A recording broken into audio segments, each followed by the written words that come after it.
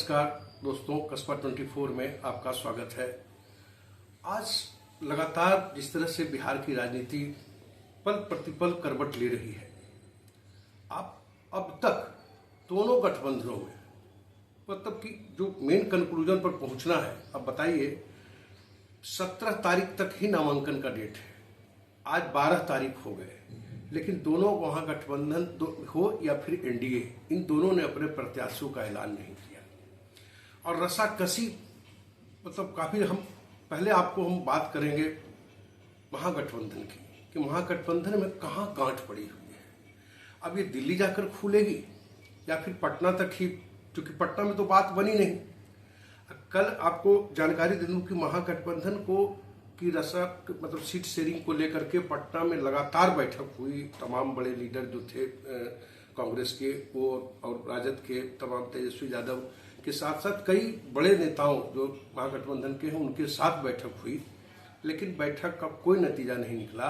और आपको अंदर की एक जानकारी दूं कि कल तो बैठक में बाजाबते कांग्रेस ने कह दिया कि देखिए, जो खबर आई है कि राजद है कि 54 सीट का एक फार्मूला तय किया है कि 54 सीट कांग्रेस को देंगे, लेकिन कांग्रेस ने भी 60 से नीचे जाने का कोई मतलब कांग्रेस ने स्पष्ट कर दिया है कि 60 से नीचे का तो सवाल ही पैदा नहीं होता है। और कांग्रेस ने बाजाबते एक लीडर ने तो भरे मीटिंग में कह दिया कि अगर 60 सीट पर बात नहीं बनी तो 13 तारीख को 73 सीटों पर वो अपने प्रत्याशियों का ऐलान कर देगा।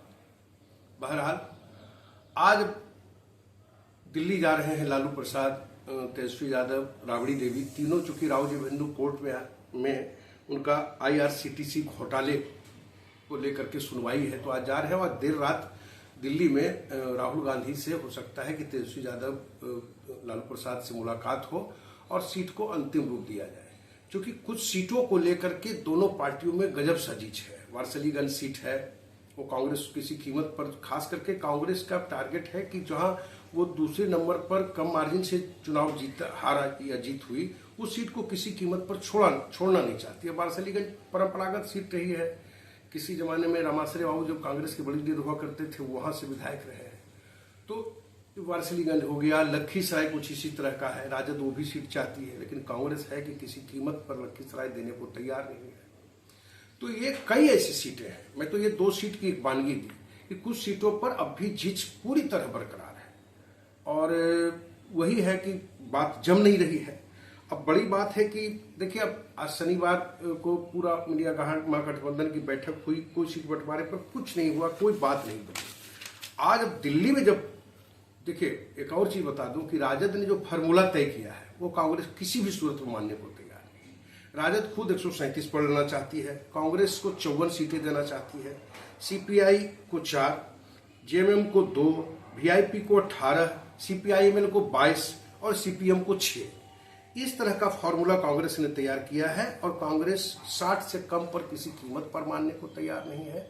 और अब देखना है कि आज जो दिल्ली में मुलाकात होगी, लालू जी होंगे, तेजस्वी जी होंगे और ये तमाम जो खड़गे साहब होंगे, राहुल गांधी होंगे, और इस पर जब फाइनल बातचीत होगी, चूंकि और एक और जानकारी दे दूं कि आज कांग्रेस की खुद की अपनी बैठक हो रही है और सीटों को और प्रत्याशियों के नाम को अंतिम रूप दिया जाएगा कांग्रेस के CAC की जो आज जो बैठक होगी।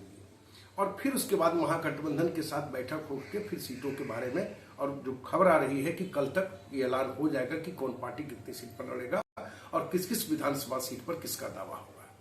बहरहाल आज के लिए बस इतना ही।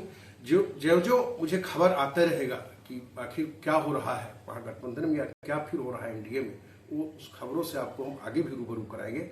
फिर देखते हैं कि दिन भर की गतिविधियां क्या होती, फिर शाम में आपको फिर ताजा रिपोर्ट के साथ आपके पास फिर एक बार आएंगे।